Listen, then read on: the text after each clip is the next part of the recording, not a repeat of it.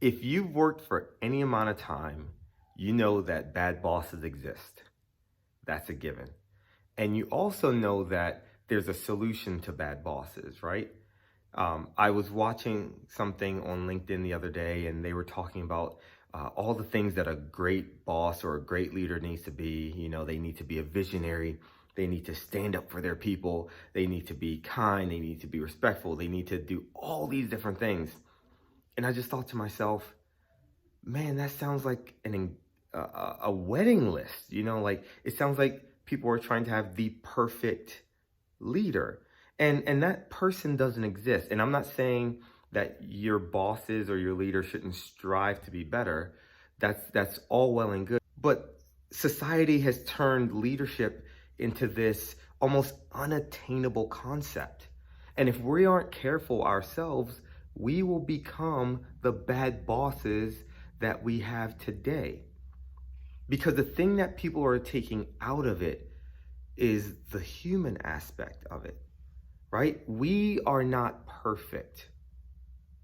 We shouldn't expect our bosses to be perfect either. Our bosses should always have room to grow, and that is a good thing because we should always have room to grow. And the thing is, if you are the type of person that is afraid to get feedback, or you're the type of person that's afraid to give feedback, which most people are, then you're gonna end up being a bad boss too if you get promoted. I know you don't want that for yourself. I don't want that for you.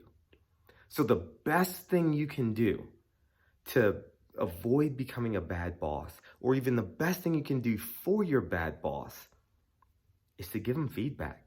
Be open and honest with them. Now, it doesn't have to be some sort of knockout, drag out fight. You're probably not going to change them instantly either. You need to approach it with some patience, and you need to approach it with some truth and some kindness, and let the chips fall where they lie. But the idea behind it is this: you are dealing with a human being who has their own stresses, their own desires, their own problems, and they're dealing with someone who has their own stresses, their own desires, and their own problems. So when you can eliminate the facade that you have to be perfect at work, or that your boss has to be perfect, or you have to say something magical to transform them, you can have a real open and honest conversation. And in that conversation, you need to tell them what their actions are doing to you. And you need to be open to their feedback as well. Because feedback is the fuel to a relationship. And when you foster a relationship built on open and honest feedback, your boss gets better and you get better. So the best thing we can do for ourselves and our bosses and our future followers and employees is to practice those habits.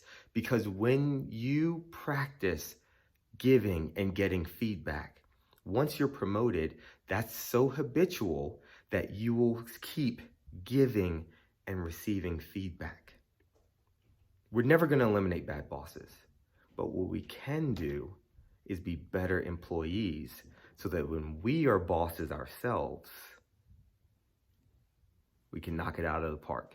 So those are my quick thoughts on bad bosses. See you next time.